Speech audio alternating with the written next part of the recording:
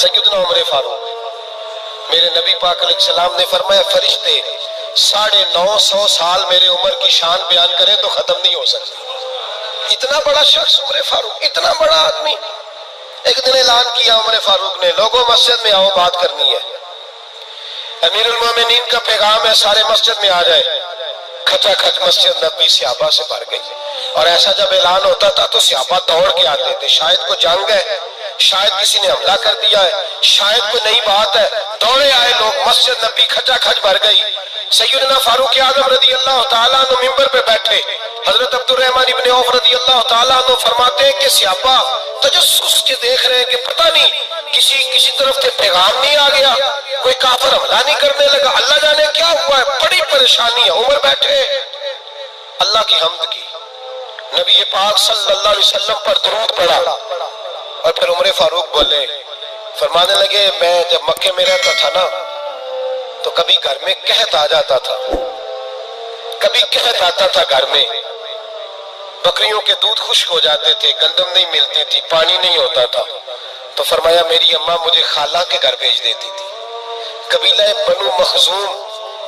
اس قبیلے میں میری خالہ کی شادی ہوئی تھی تو وہ مالدار لوگ تھے، ان کے پاس زیادہ بکریاں، زیادہ اونٹ، زیادہ گائے، زیادہ کھیت تھے۔ حضرت عمر فاروق فرمانے لگے میں ان کے گھر جاتا تو میرے خالو سمجھ جاتے کہ عمر کو اس لیے بھیجا گیا ہے کہ قحط آ گیا ہے، فرماتے ہیں وہ مجھے سویرے بکریاں چرانے لے جاتے، شام تک میں ان کی بکریاں چراتا۔ امیر المومنین عمر، ایک طرف مسئلہ یہ ہے کہ کیسر و کسرا کی دیواریں ہل رہی ہیں عمر کے نعروں سے، اور ادھر عمر منبر پہ بیٹھ کے خطبے دے رہے ہیں، فرماتے میں بکریاں چراتا، شام تک خالہ کے گھر جا کے مزدوری کرتا، اور فرماتے شام ہوتی تو ایک مٹھی کشمش مجھے دیتے وہ۔ آپ فرماتے میں بڑے قد والا تھا، ایک مٹھی کشمش ملتی ہے، کبھی ایک مٹھی کھجورے، میں شام کو کھا کے سو جاتا۔ کئی مہینے یوں ہی گزرتے تو میری اماں کا پیغام آتا کہ علاج صحیح ہو گیا، میرے بیٹے کو بھیج دو۔ یہ بات کہی، حضرت عمر رونے لگے، اور پھر کہنے لگے اب وہ وقت آیا ہے کہ لوگ مجھے امیر المومنین عمر کہہ کے پکارتے ہیں۔ بس یہ دو باتیں کی، عمر نے کہا چلو ظہر کا وقت ہو گیا، اذان پڑھو، اٹھو نماز پڑھے، اٹھو، اذان ہوئی، اقامت ہوئی، جناب عمر نے نماز پڑھائی، لوگ چلے گئے تو سیدنا عبد الرحمن ابن عوف تو یرانہ تھا جناب عمر سے، بازو پکڑ کے کہنے لگے عمر سیاڑا بندہ یار تو یہ دو باتیں سنانے کے لیے اتنا مجمع اکٹھا کیا تھا، یہ دو باتیں کہنے کے لیے کہ میں خالہ کے گھر جا کے مزدوری کرتا تھا تو ایک مٹھی کشمش ملتی تھی، ایک مٹھی کھجورے، یہ کہنے کے لیے کہ میں بکریاں چرایا کرتا تھا۔ تو حضرت عمر فاروق رضی اللہ تعالیٰ عنہ پھر روئے، پھر آنکھوں میں آنسو آئے، کہنے لگے عبد الرحمن آج نا مصر شام سے کچھ لوگ آئے تھے اور وہ بتا رہے تھے کہ عمر تیرا ڈنکا وہاں بھی بڑا بجتا ہے، وہ مجھے کہہ رہے تھے تیرے نام کے وہاں بھی بڑے دبدبے ہیں، بڑے تذکرے ہیں، تو میرا نفس مجھے کہہ رہا تھا عمر دیکھا تو یہاں بیٹھا ہے اور وہاں تیرے نام کا شور ہو رہا ہے، مجھے اس نے بڑا کیا ہے، تو میں نے آج مصطفیٰ کے سارے غلام اکٹھے کر کے اپنی اوقات بتا دی ہے، میں نے اپنی اوقات بتائی ہے کہ میں کچھ نہیں، کوئی شے نہیں، کوئی چیز ہی نہیں، اسی کسے سے کچھ نہیں جلگ دے، نہ کوئی ساڈا دردی، میں نے بتایا ہے کہ میں تو کسی کے ہوں، بکریاں چرا کے ایک مٹھی کشمش لے کے گزارا کیا کرتا تھا، گزارا مجھے میرے کچھ ساتھی نا لے گئے گجرے والا، سردیوں کے موسم میں مجھے کہنے لگے سویٹر پسند کر لے اپنی مرضی کا، تو میں نے کہا یار مجھے تو وہی مزہ آتا ہے جو میری اماں کروشیے سے بنایا کرتی، وہ پہلے ابا پہنتے تھے، پھر وہی سویٹر بڑا بھائی پہنتا تھا، پھر ہمارے کھاتے میں آ گیا، اور پھر اس کی تعریفیں ہوتی تھی غربت چھپانے کے لیے، اس کی تعریفیں ہوتی تھی بڑی محنت سے بنا ہے جی، کیا بات ہے، بڑا گرم ہے، تو اب چھوٹے بھائی کو دے دیا جائے، ہم نے کہا وہی زمانہ دیکھا ہے، وہی رنگ دیکھا ہوا ہے، اور اس پر فخر ہے۔ اب تو لوگ جب کچھ ہو جاتا ہے نا، 2-4 لوگ جاننے لگتے ہیں تو لوگ فٹافٹ دعویٰ کر دیتے ہیں خاندانی رئیس اعظم ہوں، بڑی بات ہے، ایسی کوئی بات نہیں، جس کو اپنا آپ یاد رہتا ہے اسے خدا بھی یاد رہتا ہے، جسے اپنا آپ یاد رہتا ہے اسے رسول اللہ بھی یاد رہتے ہیں، جسے اپنا آپ یاد رہتا ہے اس کی نظر میں دوسرے لوگ بھی کچھ ہوتے ہیں، میں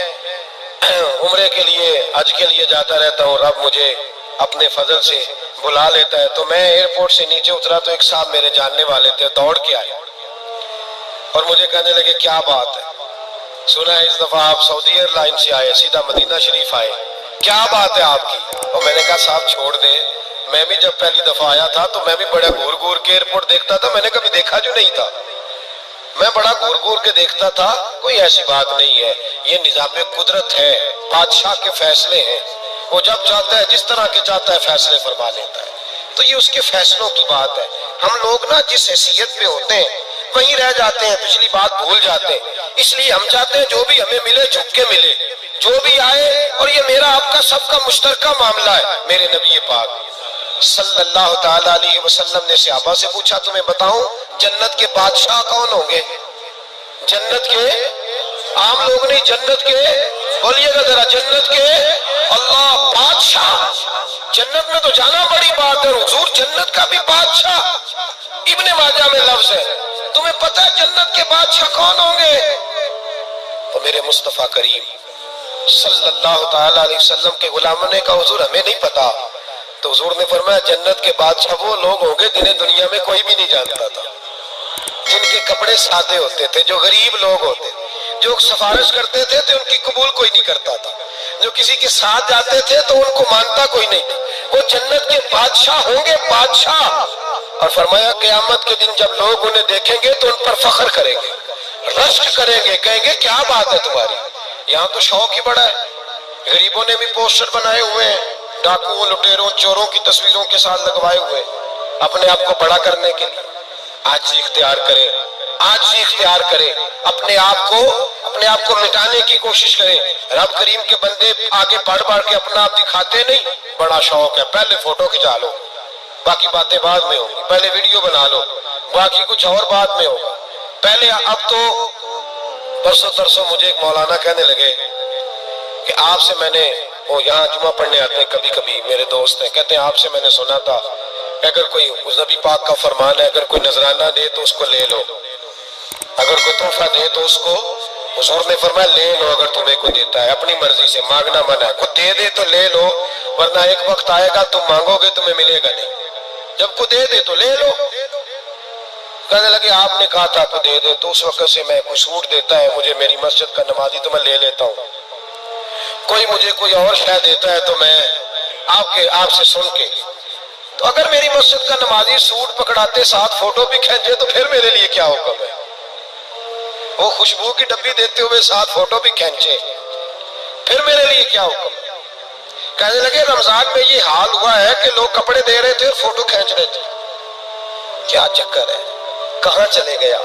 غریب آدمی کی عزت نفس کو کچل ڈالا پکڑ کے. ایک جوڑا سال کے بعد امام کو دیا، اس کی بھی تصویر کھینچ کے فیس بک پہ دے ڈالی. یہ ہماری آج